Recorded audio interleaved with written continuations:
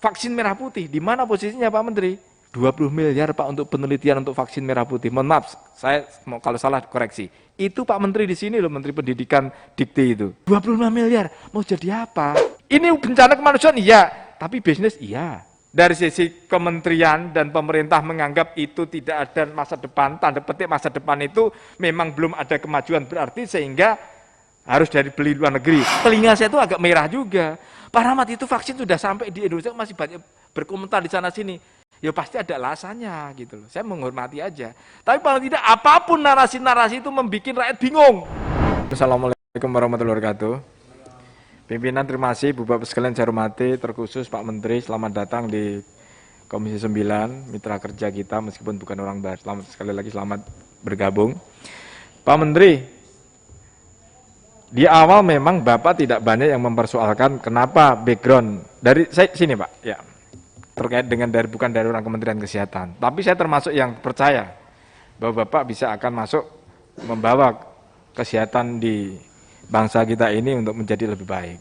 Meskipun kita juga tahu, kita paham juga bahwa mengapa terjadi pergantian kabinet itu, isu-isu itu liar di mana-mana. Tapi menjadi tantangan Pak Menteri saya kira.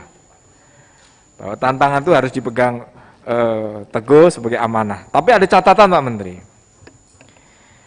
Bahwa selama ini yang berkembang adalah kaitannya dengan vaksin. Bapak masuk di situ karena proses perang melawan pandemi melalui vaksinasi biar lebih lancar, sehingga Bapak di sini. Tetapi saya belum melihat Bapak sebagai kabinet dari Kementerian Kesehatan, belum lihat dari banyak yang tadi disampaikan, politik kesehatan. Politik kesehatan paham karena Bapak Menteri mungkin bukan berada dari kesehatan, tapi paling tidak kalau toh tidak ada, paling tidak belum kelihatan lah politik kesehatan mau dibawa kemana, 4 tahun sisa ini mau bawa kemana. Meskipun politik kesehatan yang kita selama ini selalu disampaikan, dokter kita ini nggak ada Pak. Saya termasuk orang anggota DPR Komisi 9 dimintai tolong dokter untuk yang namanya uji kompetensi itu, berapa ribu itu Pak. Bagaimana untuk mengatasi ini? Tadi Bapak berkeluh kesah kekurangan dokter, bagaimana begini, itu menjadi salah satu solusi. Saya kira itu bisa menjadi pemecahan komunikasi dengan Kementerian Pendidikan. Satu. Yang kedua yang jadi pertanyaan Pak Menteri, sampai berapa kapan tahun pun kita nggak akan pernah mencukupi yang namanya dokter spesialis. Nah ini tentu Bapak yang ada di sini ada Wamen yang berbidang kesehatan, kemudian juga ada dokter-dokter. Bagaimana mekanisme memenuhi kebutuhan dokter spesialis ini? Saya waktu itu Prof. Kadir menyampaikan 20 tahun pun sampai sekarang itu wacana toh tidak akan tercukupi yang namanya dokter spesialis. Sebelum kita merubah mindset berpikir bangsa kita ini. Dokter spesialis terbatas adanya di kota tok, gitu loh. Nah gimana mengatasinya? Bapak kan ada di kabinet, Bapak kan ada dengan Kementerian Pendidikan, Menteri Pendidikan, yang notabene yang base-nya itu adalah rezimnya tanda petik adalah undang-undang sistem pendidikan kedokteran.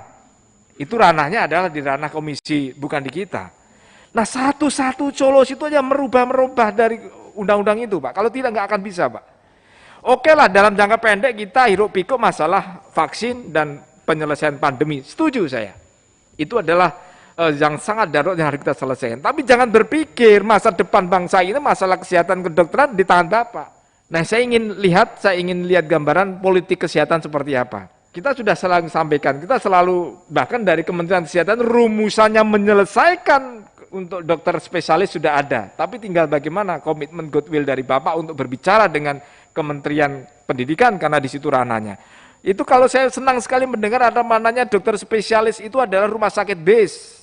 Jadi setiap rumah sakit bisa menghasilkan spesialis-spesialis. Itu yang terjadi di luar negeri. Nah sedangkan kita adalah university base. Itu ketatnya minta ampun dan hengki-pengki tanda petik mohon maaf. Itu jadi rahasia umum. Nah itu menjadi catatan saya kira sambil jalan Pak Menteri, ini PR kita bersama juga PR Pak Menteri karena kami sebagai di sini adalah mitra kerja. Untuk mengawasi kontroling bagaimana 4 tahun ke depan, sisa 4 tahun Bapak bisa memberikan legasi. Di samping kita menyelesaikan pandemi, kita juga Bapak bisa memberikan legasi. Strategi untuk dokter spesialis seperti apa, strategi untuk Udah uji kompetensi yang dokter itu kan, saya dengar agak miris itu. Ada suara sekian X rupiah agar bisa lulus begini. Ribuan Pak, sudah lulus dokter tapi nggak bisa praktek, percuma itu. Bapak yang bersuara dengan siapa? Kementerian Pendidikan Bapak. Saya di sini bukan ansi kesehatan, yang saya tantang Bapak adalah manajemen. Karena Pak Presiden mengangkat Bapak karena manajerialnya. Meskipun di luar sana sudah tidak terdengar suara mempersoalkan masalah Bapak bukan belatar belakang dari kesehatan. Saya bukan termasuk itu. Dan saya udahlah, kalau memang sudah takdir Bapak untuk memimpin Kementerian Kesehatan, insya Allah akan bisa diberikan kemudahan dari Allah Tuhan Yang Maha Kasih. Begitu ya. Satu. Yang kedua, sudah banyak yang disampaikan oleh teman-teman sekalian tadi masalah vaksin. Kenapa cuma 4? Di mana merah putih? Ini soal goodwill, ini adalah kedaulatan kesehatan kita Pak Menteri. Bahkan mohon maaf kalau saya salah dikoreksi, Permenkes yang menyangkut masalah penyediaan gratis secara nasional tidak ada juga larangan terkait dengan swasta menyediakan untuk di luar yang diberikan oleh kesehatan, di pemerintah gitu ya. Nah ini di mana posisinya? Satu, yang kedua, di mana perusahaan-perusahaan farmasi yang di Indonesia? Saya nggak ngerti apakah ada atau tidak, tapi saya yakin ada Pak, sudah melakukan uji klinis sudah ada. Bapak nggak pernah yang selama ini hanya bicara luar negeri dan farmasi. Ini bencana kemanusiaan iya, tapi bisnis iya. Bahkan hiruk pikuknya negara waktu itu adalah vaksin merah putih. Di mana posisinya Pak Menteri? Gitu loh.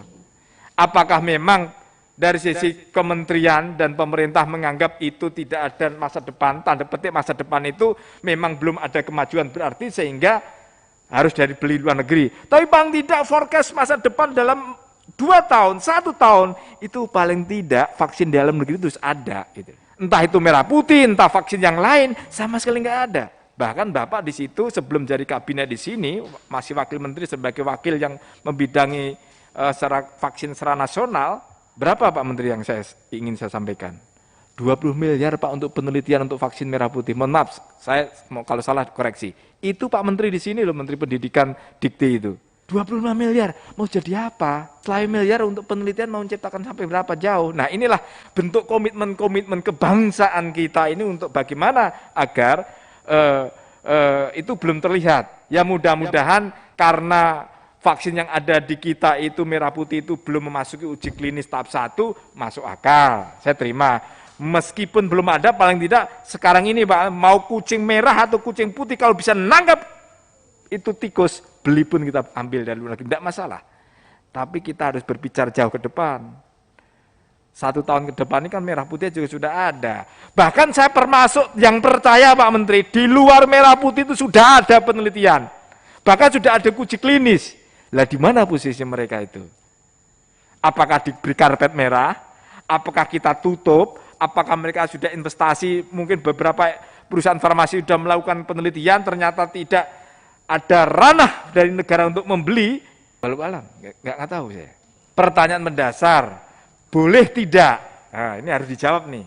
Saya punya perusahaan atau siapapun atau dimanapun di tanah air ini ada anak negeri yang meneliti, sudah uji klinis tahap 1, tahap 2, tapi negara belum tahu, ternyata ke depan itu ada penelitian yang uji klinisnya sangat berhasil, efektivitasnya, di mana posisinya itu? Apakah diperkenankan di luar negara memberikan vaksinasi sendiri? Karena di situ permennya tidak mengatur Pak Menteri bahwa ada larangan. Bahwa suatu saya punya perusahaan kemudian membuat vaksin kemudian saya berikan kepada masyarakat.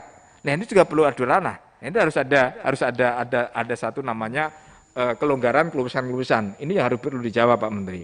Saya percaya Pak Menteri sampai sekarang di luar merah putih itu sudah ada perusahaan maupun anak bangsa, anak negeri yang bermimpi untuk ikut bersama-sama membantu menyelamatkan bangsa dari bencana ini juga harus difasilitasi. Itu catatan-catatan kritis dari saya Pak Menteri.